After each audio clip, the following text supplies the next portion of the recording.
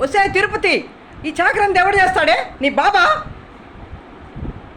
ఏమే ఎంకమ్మమ్మ, ఏం మాట్లాడుతున్నావు? ఏం చేస్తున్నావు? మేనగోడలని చెప్పి ఏడ్చి వాళ్ళ కాళ్ళు పట్టుకొని వివాహం అయిందాక నీ ఇష్ట ప్రకారం చేశావు. ఆనాడు ఏమీ లేని నాడు కూటికి గది లేక, మింగళ మెతుకు లేక, దొడ్లకి గిడ్డి లేక, పొలాలు పైరు లేక, వర్షాలు లేక ఎన్ని పాటలు పడ్డామో వాళ్ళు వేసిన మెతుకులు తిని బతికిన వాళ్ళమే మనము. ఈ రోజు నీ ఇష్ట ప్రకారం కోడలు హింసలు పెడుతున్నావా?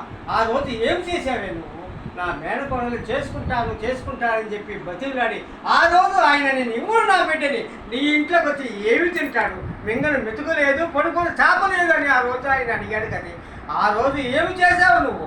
ఆనాడు నా మేనకోడలు చేసుకుంటానని నన్ను బతిలాడావు. నేనేం చెప్పాను? నేను రాను అని చెప్పాను. కానీ నువ్వు బలవంతంగా నన్ను లాక్కొని పోయావు. ఆనాడు నా ముఖం చూపించడానికి కూడా సిగ్గుపడ్డాను వాళ్ళ ఇంటి దగ్గర.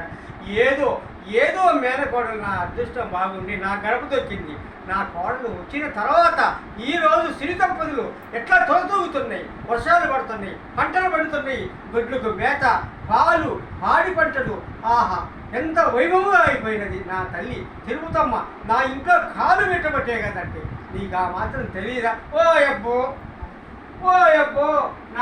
నాకు చెప్పోలా? కొట్టి కోటగమ్మని కన్నా ఎలా తీస్తావా? ఏమి కూసావే? ఇంకొకసారి కానీ ఇంకొక మాట కానీ నోరెత్తి మాట్లావా నాదిగా చీలేస్తాను. జాగ్రత్త. ఇష్టం వచ్చేట్టు చేస్తే నేను ఊరుకోను. పెద్ద కోడలు వచ్చింది, పెద్ద కోడలు చంద్రముఖి పనులు చెప్పవా? నిన్ను కాక ఉన్న గడపలో గాలి పెట్టి తిరుపతమ్మని ఎందుకు అంత అల్లాడిస్తున్నావు? దాని హింస నీకు తప్పకుండా తగులుతుంది. దానితో నీకు కళ్ళు పోతాయి, నీ కాళ్ళు చేతులు మిగిపోతాయి. తిరుపతమ్మ అంటే ఎవరనుకున్నావి? ఆ ఇంటి కులదేవత, నా ఇంటి దేవత. నీకు అర్థం కావటం లేదా? నీ కోడలుగా కనపడటం లేదా? దాన్ని హింసిస్తే ఏమైనా వచ్చుద్దని నీకు? చెప్పు నీ ప్రాణాలు తీస్తాను. జాగ్రత్త. నా తిరుపతమ్మని ఏమంటే నా కోడలు బంగారం దేవత.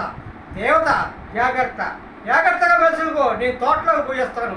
ఇప్పుడు నేను వచ్చేటప్పుడు కానీ తిరుపతమ్మని ఏమైనా హింస పెట్టినట్టు నాకు తెలిసిందా? గొంతు మీద కాలేసి తొక్కుతాను. జాగ్రత్త.